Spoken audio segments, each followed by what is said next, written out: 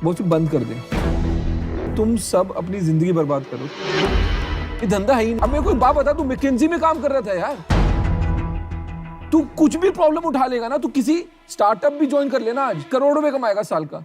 तू क्या कर रहा है यार? मैं तो बिल्कुल आउट ही हूँ, और मैं कह रहा हूँ तेरे को अगर यहाँ से कुछ भी मिले ना, मत लियो, बंद कर दे धंधा। क्या आप जानते हैं कि दूसरों को धंधा बंद करने की एडवाइस देने वाले शार्क टैंक के जज मिस्टर अश्नीर ग्रोवर ने खुद का धंधा कैसे बनाया और कैसे इनकी मार्केट वैल्यू आज 3 बिलियन के आसपास है? अगर नहीं जानते तो चलो मैं आपको बताता हूँ। तो सबसे पहले बात करते हैं इनकी शुरुआत की। तो भारत पे की शुरुआत शाश्वत नकरानी और भाविक कोलाडिया, ये 2 लोगों ने मिलकर किया था, और अश्नीर ग्रोवर ने बाद में अर्ली इन्वेस्टमेंट करके एज अ को फाउंडर इनको ज्वाइन किया था। लेकिन इन सब के बावजूद भी यूट्यूब और बाकी जगह भारत पे की केस स्टडी में आपने भाविक कोलाडिया का नाम भी नहीं सुना होगा, और इनको भारत पे में एज अ को फाउंडर क्यों नहीं गिना जाता, इसके बारे में मैं आपको आगे बताऊंगा।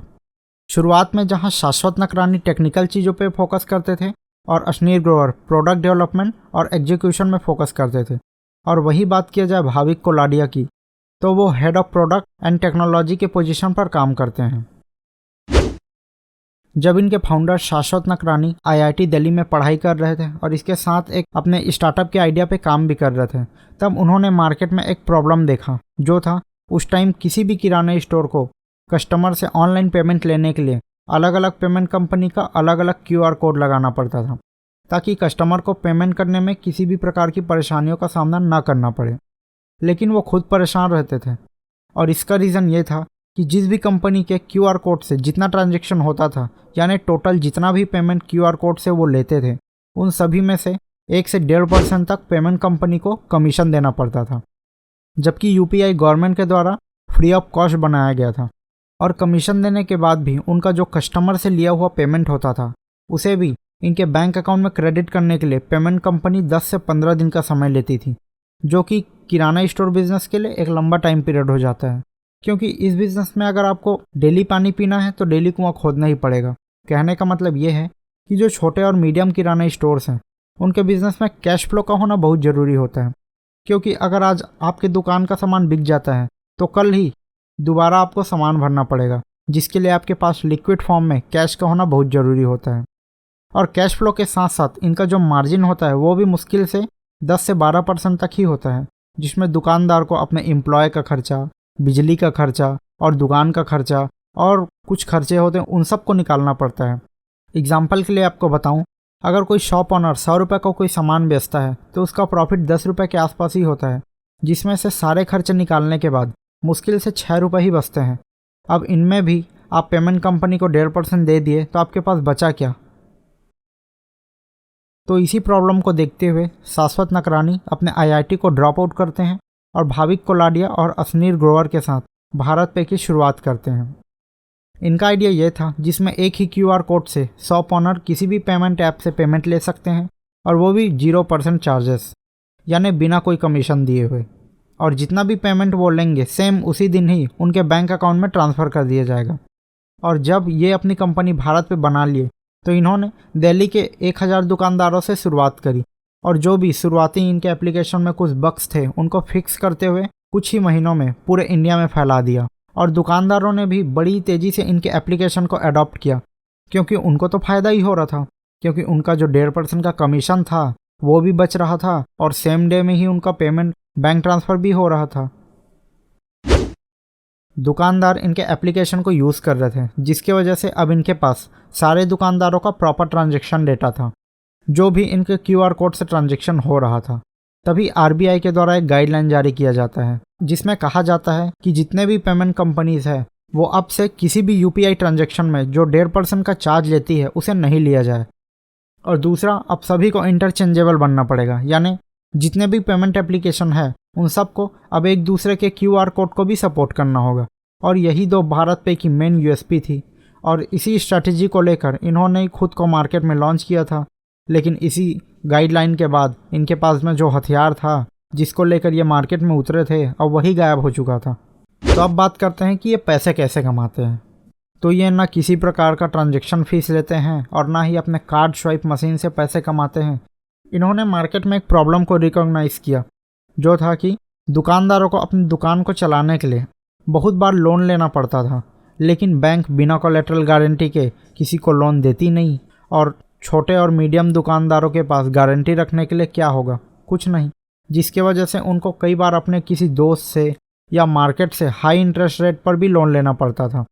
और इसी प्रॉब्लम को देखते हुए भारत पे ने दुकानदारों को बिना किसी कोलेटरल गारंटी के 7 लाख रुपए तक का लोन सिर्फ 2% मंथली ब्याज के हिसाब से देते हैं। और यही से जो लोन का इंटरेस्ट होता है वो इनका प्रॉफिट होता है। और इनका रेवेन्यू 2021 में लगभग 700 करोड़ का था। और ये क्लेम करते हैं इनका लोन रिपेमेंट रेट 96% है। तो मैं आपको बताता हूँ कि ऐसा कैसे है। मान लीजिए आप दुकानदार हैं और इनके एप्लीकेशन से आपने लोन ले रखा है जो है 10,000 रुपये का। अब आपको 12% इंटरेस्ट रेट अगर एनुअली लगता है तो ये हो जाता है 1200 रुपये पर एनम। अब ये ऐसा करते हैं कि जो 1200 रुपये है उसको पर डे चार्जेस के हिसाब से कैलकुलेट करते हैं, जो होता है 3 रुपये 30 पैसे समथिंग के आसपास। और अगर आप किसी कस्टमर से 20 रुपये इनके QR कोड से लेते हैं तो ये आपको आपका जो लोन का पर डे का इंटरेस्ट रेट होगा जो कि 3 रुपये है, उसको काट के आपको 17 रुपये ही आपके बैंक में ट्रांसफ़र करेंगे, जिसके कारण शॉपकीपर के ऊपर भी ज़्यादा लोन का भार नहीं रहता और इनका रीपेमेंट रेट भी अच्छा रहता है। और लोन देने के लिए इन्होंने बना रखा है अपना एक खुद का AI सिस्टम, जो शॉपकीपर के ट्रांजैक्शन को मेजर करके ये डिसाइड करता है कि कौन से शॉप ओनर को कितना लोन दिया जा सकता है। और इसके वजह से अगर किसी शॉप ओनर को विदाउट कोलेटरल लोन चाहिए तो उनको भारत पे का एप्लीकेशन यूज़ करना ही पड़ेगा। ये लोन तो दे रहे थे पर अब इनको ज़रूरत पड़ी फंडिंग की, तो इसके लिए इन्होंने टाइगर ग्लोबल से $370 मिलियन की फंडिंग उठाई। और इससे पहले भी इन्होंने अपना काफ़ी फंडिंग राउंड सिक्वोया कैपिटल और अदर इन्वेस्टर से रेज कर चुके थे। इसके साथ ही इन्होंने NBFC यानी नॉन बैंकिंग फाइनेंशियल कंपनी, इसके साथ पार्टनरशिप करते हुए ये अपना 12% क्लब के नाम से एक और वेंचर लॉन्च करते हैं, जहां अब ये फोकस करते हैं पीयर टू पीयर में। जहां अभी तक ये सिर्फ मर्चेंट्स पर फोकस कर रहे थे, अब इनका फोकस कस्टमर के ऊपर भी था, जिसमें कहा गया कि आप अपना पैसा इसमें इन्वेस्ट कर सकते हैं जिसमें आपको 12% तक एनुअली रिटर्न मिलेगा और कभी भी आप अपना पैसा निकाल सकते हैं। इसमें किसी भी प्रकार का कोई चार्जेस नहीं लगेगा। अब बात करते हैं इनकी बिजनेस स्ट्रैटेजी की, जहां पेटीएम और फ़ोनपे खुद को सुपर ऐप बनाने के लिए अपने एप्लीकेशन में अलग अलग फीचर लाई जा रही थी और ख़ुद को डिफ़िकल्ट टू अंडरस्टैंड बनाई जा रही थी।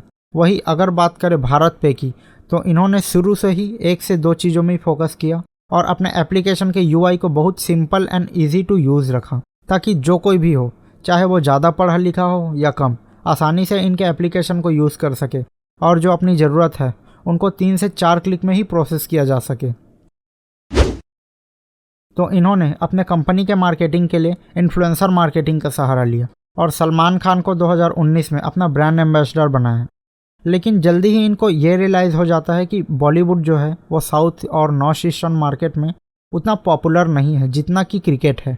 इसलिए इन्होंने ICC के साथ 3 साल के लिए डील साइन करी और इसके अलावा ये टीम भारत पे के नाम से एक अपना कैंपेन बनाया, जिसमें इन्होंने इंडियन क्रिकेट टीम के 11 प्लेयर्स को अपना ब्रांड एम्बेसडर बनाया, जिसमें रोहित शर्मा, जसप्रीत बुमराह, KL राहुल और मोहम्मद शमी जैसे और भी प्लेयर्स शामिल हैं। और जो बाकी और अलग पेमेंट्स ऐप्स हैं वो लगभग 40 करोड़ ही उनका एनुअल मार्केटिंग बजट होता था, लेकिन वहीं ये अपनी मार्केटिंग बजट 200 करोड़ रुपए खर्च करने का प्लान किया, जिसमें टीवी कमर्शियल, इन्फ्लुएंसर मार्केटिंग और रेफरल प्रोग्राम्स जैसे कुछ इनके कैंपेन्स थे। एग्जाम्पल के लिए बताऊं तो जो इनका एक और नया वेंचर था जिसमें ये बाय नाउ और पे लेटर का सपोर्ट देते थे, जिसका नाम था पोस्ट पे, उसके लिए इन्होंने दे देना आराम से कैंपेन लॉन्च किया। दुनिया में अपनी चलती है ब्रो, इतनी भी क्या जल्दी है, जीता हूँ मैं जी जान से, सब बोले शान से, दे देना आराम से, तू दे देना आराम से, तू दे देना आराम से, तू दे देना आराम से, डोंट पे पोस्ट पे। तो अब मैं आपको बताता हूँ कि आप इनके बिजनेस मॉडल से क्या सीख सकते हैं, आपके लिए क्या लर्निंग है वीडियो में। पहला, आपके प्रोडक्ट में कितना भी दम हो, अगर आप उसकी मार्केटिंग नहीं करेंगे तो आपको प्रोडक्ट के बारे में लोग अवेयर ही नहीं हो पाएंगे, जिससे आपका कॉम्पिटिटर आपको खा जाएगा और आप मार्केट से गायब हो जाएंगे। क्योंकि आज आप कितना भी यूनिक प्रोडक्ट बना लीजिए, आप देखेंगे कि 1 से 2 महीने बाद ही उसका सेम प्रोडक्ट कोई और दूसरा बना लेता है। आइडिया तो आपका था पर कॉपी हो ही जाता है। इसके लिए आपको प्रोडक्ट लॉन्च करने के साथ ही मार्केटिंग में भी ध्यान देना पड़ता है, जिससे आपके पास फर्स्ट मूवर एडवांटेज हो और आप अपनी पकड़ बना सके मार्केट में।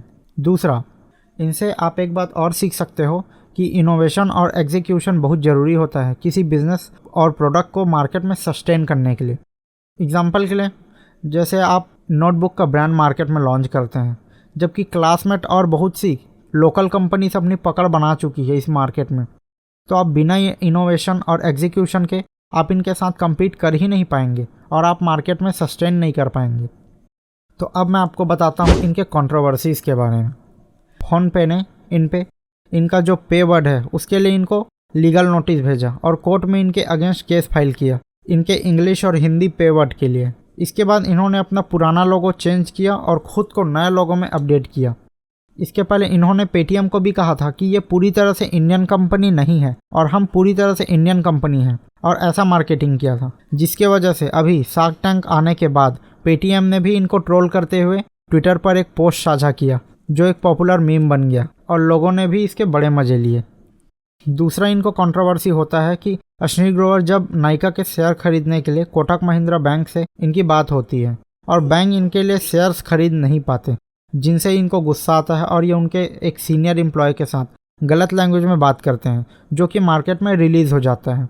ये बोलते हैं कि वो इनकी वॉइस नहीं है और कोटक बैंक वाले इन पे इसी को लेकर केस फाइल कर देते हैं और इन पे एक और एलिगेशन लगता है जो था स्टाफ हायरिंग को लेकर, जिसके बारे में हम ज़्यादा बात नहीं करेंगे। अब आपको बताता हूँ कि भाविक कोलाडिया को इनके को फाउंडर में क्यों नहीं गिना जाता। तो 2013 में यूएस में भाविक कोलाडिया क्रेडिट कार्ड फ्रॉड में कन्विक्टेड थे। आप ये अलग अलग वेबसाइट का आर्टिकल देख सकते हैं, मैंने लिंक डिस्क्रिप्शन में दे दिया है। तो हो सकता है कि कंपनी के बैकग्राउंड को क्लियर रखने के लिए इनको एज अ को फाउंडर न शो किया हो, लेकिन कुछ कंट्रोवर्सी के बाद भी इनका भी आप लिंक्डइन अकाउंट देख सकते हैं, पहले का और बाद का। पहले इसमें एज अ को फाउंडर भारत पे लिखा रहता है, लेकिन बाद में ये हटा देते हैं। तो गाइज, अगर अभी तक आप वीडियो देख रहे हैं तो वीडियो को लाइक करिए, इसको शेयर करिए अपने दोस्तों के साथ। आप हमें कमेंट करके ये बता सकते हैं कि आपको वीडियो का कौन सा पार्ट अच्छा लगा, और ऐसे ही डिटेल में वीडियो देखने के लिए चैनल को सब्सक्राइब करें। और साथ ही साथ आप ये भी बता सकते हैं कि अगला डिटेल केस स्टडी आप किस कंपनी के बारे में या किस पर्सन के बारे में देखना चाहते हैं। धन्यवाद।